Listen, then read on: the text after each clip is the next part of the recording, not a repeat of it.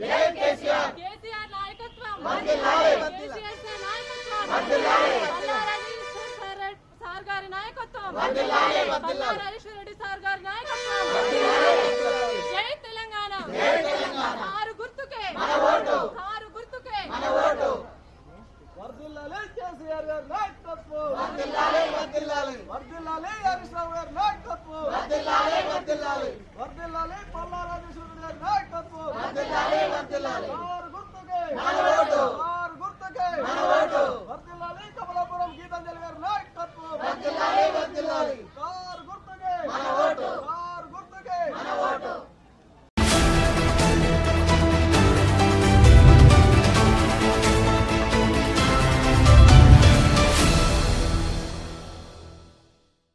Municipal ఎన్నికల్లో భాగంగా ఈరోజు చేర్యాల పట్టణంలో 2వ వార్డు అభ్యర్థి కమలాపురం గీతాంజలి మనతో ఉన్నారు. వారితో మాట్లాడే ప్రయత్నం చేద్దాం. అమ్మ చెప్పండి, ఇప్పుడు మీరు ఏ లక్ష్యాలతో రాజకీయాల్లోకి వస్తున్నారు? 2వ వార్డు అభ్యర్థిగా బీఆర్ఎస్ పార్టీ నుంచి వస్తున్నారు. మీ వార్డులో ఏం సమస్యలు ఉన్నాయి? ప్రజలు అంటే మీరు ప్రచారానికి వెళ్ళినప్పుడు ఎట్లాంటి స్పందన ఉన్నది ప్రజల నుండి? నమస్కారం. ప్రతి వార్డుకి మేము అంటే 2వ వార్డులో ప్రతి గడపకు వెళ్ళి ప్రచారం చేయడం జరిగింది. ఎలక్షన్లో భాగంగా ప్రతి ఒక్క వ్యక్తి నుంచే ఒక్కొక్క సమస్యను గ్యాదర్ చేసుకోవడం జరిగింది. కొంతమంది వృద్ధులకు పెన్షన్ సమస్యలు ఉంటాయి, కొంతమందికి రేషన్ సమస్యలు ఉన్నాయి, కొంతమందికి కొత్తగా పెళ్ళైన యువతులకు కళ్యాణ లక్ష్మి సమస్యలు ఉన్నాయి. ఇంకా అదేవిధంగా డ్రైనేజీ ప్రాబ్లమ్స్ కూడా చాలానే ఉన్నాయి. అయితే అండర్ డ్రైనేజీ సిస్టము ఒకటి క్లియర్ చేసుకోవాలి మనము మన ప్రభుత్వం వచ్చిన తర్వాత అన్నది ప్రజలు చెప్తున్నారు. అయితే కారుకు ఓటేసి మనము మిమ్మల్ని గెలిపించుకుంటే మా పనులు చేసి పెట్టాలని ప్రతి ఒక్కరు అభ్యర్థించడం జరిగింది. నేను కూడా వాళ్ళందరికీ 24 గంటలు అందుబాటులో ఉండి వాళ్ళ కన్న బిడ్డలాగా వాళ్ళ సమస్యలు నేను సాల్వ్ చేస్తానని ప్రతి ఒక్కరికి వినయంగా చెప్పుకోవడం జరిగింది. వాళ్ళందరి సమస్యలు మాకు చెప్పారు. రైతు బంధు అయితేనేమి, పెన్షన్ డబ్బుల గురించి అయితేనేమి, పెన్షన్ వస్తలేదని, కళ్యాణ లక్ష్మి ఇంతవరకు రాలేదని, కళ్యాణ లక్ష్మి రూపంలో తులం బంగారం ఇస్తామని అప్పుడు కాంగ్రెస్ ప్రభుత్వం హామీ ఇచ్చిరు. కానీ 2.5 సంవత్సరాల పాలనా కాలం గడుస్తున్నా కూడా వాళ్లకు కళ్యాణ లక్ష్మి బంగారం రూపంలో కూడా అందలేదు.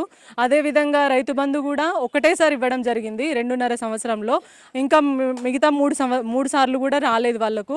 చాలామంది ఇబ్బందులు పడుతున్నారు ఈ పాలన వల్ల. అందరు అంటున్నారు కేసీఆర్ సార్ గారి పాలననే బాగున్నది, అదే పాలన మాకు మళ్ళీ తిరిగి కావాలి, సారే గెలవాలి, కారే రావాలని ప్రతి ఒక్కరు చెప్పడం జరిగింది. అది దృష్టిలో పెట్టుకొనే మేము ప్రతిరోజు ప్రచారంలో భాగంగా గడప గడపకు వెళ్ళి ప్రచారం చేసుకుంటూ ప్రతి ఒక్కరి సమస్యలను మేము దగ్గరుండి పరిష్కరిస్తామని చెప్పుకుంటున్నాము. అందులోనే భాగంగా ఇంకా మాకు బెదిరింపులు కూడా వస్తున్నాయి. అంటే ఈ 2వ వార్డును ఒక టార్గెట్గా చేసుకొని నా భర్త కానిస్టేబుల్ అయినప్పటికీ, అతడు సాధారణమైన వ్యక్తి అని తెలిసినప్పటికీ, అతడికి డబ్బు లేదని తెలిసినప్పటికీ కూడా తనకి డబ్బులు ఇస్తామని, నాకు 3 ఆడపిల్లలని తెలుసుకొని వాళ్లకు డిపాజిట్లు చేస్తామని వివిధ రకాలుగా ప్రలోభాలకు మమ్మల్ని గురి చేస్తూ బ్యాక్ నుంచే కాంగ్రెస్ ప్రభుత్వం నుంచి కాల్స్ వేయించి బెదిరింపులకు గురి చేస్తున్నారు. హయ్యర్ అఫీషియల్స్ నుంచి కూడా మా భర్తకి బెదిరింపు కాల్స్ వస్తున్నాయి. అసలు హెడ్ క్వార్టర్కి అటాచ్ చేసినా కూడా అక్కడ కూడా బెదిరింపులు అనేటివి తగ్గడం లేదు. నా పిల్లలకి డిపాజిట్లు మీరు చేయని అవసరం లేదు, ఎందుకంటే నా భర్తకు నాకు నా పిల్లల్ని సాదుకునేంత సత్తా ఉన్నది. మీరు ఏదైనా గెలవాలనుకుంటే దమ్ముండి ముందుకొచ్చి ప్రజలలో చొచ్చుకొని పోయి అసలు మానవత్వం చూపించుకుంటా గెలుపు దిశగా సాగండి. అంతేగాని మీరు డబ్బుకు ప్రజలను ప్రలోభ పెట్టుకుంటా డబ్బాశ చూపించి వాళ్ళని లొంగ తీసుకుంటామంటే కాదు. ఎందుకంటే వెనుకట్లాగా ఏమీ తెలియని ప్రజలు ఎవ్వరూ లేరు. అన్నీ తెలుసుకొని ఎవరైతే మనకు సక్రమంగా పనులు చేయగలుగుతారు, మనకున్న పథకాలను అమలు చేయగలుగుతారని ప్రజలకు కూడా తెలిసిపోతుంది. వాళ్ళందరూ కూడా ఒకటే చెప్తున్నారు, కాంగ్రెస్ ప్రభుత్వంలో మాకు ఇచ్చిన హామీలు ఏవి నెరవేరలేదు, కారు ప్రభుత్వం వస్తేనే మాకు అన్ని, కేసీఆర్ ప్రభుత్వం వస్తేనే మాకు అన్ని పథకాలు అమలు అవుతాయి, మాకు మళ్ళీ మేము సార్నే గెలిపించుకుంటాం, కార్నే గెలిపించుకుంటాం అని చెప్తున్నారు.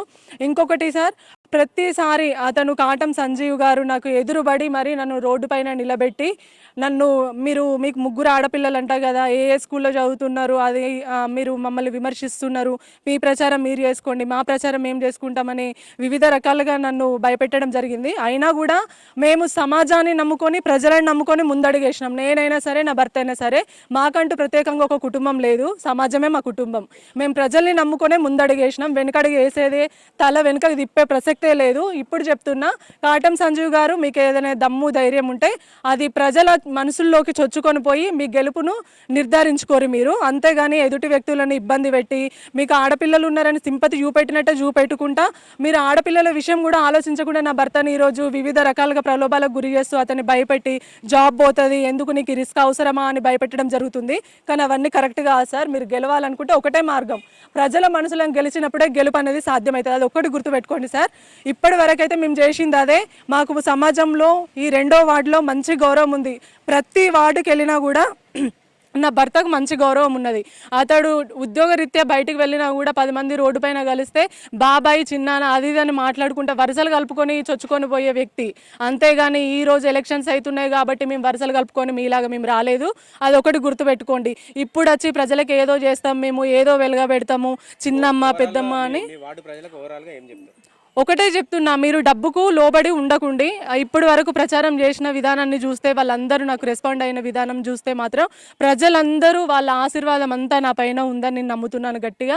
వాళ్ళు ఖచ్చితంగా మమ్మల్ని గెలిపిస్తారనే నమ్మకం అయితే నాకు ప్రజల మీద ఉన్నది. వాళ్ళు మాత్రం మమ్మల్ని ఏ రోజు కూడా మోసం చేయరని నేను అనుకుంటున్నాను. అదేవిధంగా నేను ఇప్పుడైతే ఏమీ హామీలు ఇస్తున్నానో వాళ్ళకు ఆ పనులన్నీ నేను దగ్గరుండి కన్న బిడ్డలాగా వాళ్ళకి 24 గంటలు అందుబాటులో ఉండి వాళ్ళకి చేసి పెడతానని మీడియా ముఖంగా ప్రతి ఒక్కరికి ధన్యవాదాలు తెలియజేసుకుంటూ చెప్పుకుంటున్నాను. 2వ వార్డు సంబంధించిన బీఆర్ఎస్ నాయకులు ఇన్ఛార్జ్ కూడా మనతో ఉన్నారు, వారితో మాట్లాడే ప్రయత్నం. అన్న చెప్పండి, ఎట్లా ఉంది 2వ వార్డులో స్పందన? వాస్తవానికి చూస్తే మరి 2వ వార్డు విషయం చూస్తే 2వ వార్డుకు మరి మంచి స్పందన కనబడుతుంది. మరి బీఆర్ఎస్ పార్టీ చేసిన అభివృద్ధి పనులు, అప్పుడు కేసీఆర్, ఇప్పుడు పల్ల రాజేశ్వరరెడ్డి అంటేనే మరి జనగామలో పెద్ద హాస్పిటల్ ఉండి మరి బీద ప్రజలకు మరి అన్ని వర్గాల ప్రజలకు కూడా ఆ హాస్పిటల్లో ప్రతి ఒక్కరు కూడా ఫ్రీ ట్రీట్మెంట్ జరుగుతుంది. కాబట్టి ఆ పల్ల రాజేశ్వరరెడ్డి ఆయనను చూసి కూడా మరి పడే ఓట్లు 2వ వార్డులో బాగున్నాయి. కాబట్టి మేము ప్రతిరోజు కూడా డోర్ టు డోర్ తిరగడం జరుగుతుంది. ఆ డోర్ టు డోర్ తిరిగిన సందర్భంగా మాకు చెప్పింది ఏంటంటే, మరి పల్లెరేశ్వర సార్ మాకు ఫ్రీగా హాస్పిటల్ చూపెడుతుంది కాబట్టి మేము సార్కే వేస్తాము, మరి కారుకే వేస్తాము ఓట్లు అని చెప్పి తెలియపరచడం జరిగింది. అదేవిధంగా కూడా మరి అక్క గీతాంజలి కూడా మరి మంచి చదువుకున్న మేధావురాలు, అందరికీ అభివృద్ధివంతులైన వ్యక్తురాలు కాబట్టి మరి 2వ వార్డు ప్రజలకు నేను చేతులెత్తి నమస్కరించి తెలియజేయడం ఏంటంటే, అక్క అమ్మలారా, అన్నలారా, తమ్ములారా, మనల్ని ఆలోచించండి.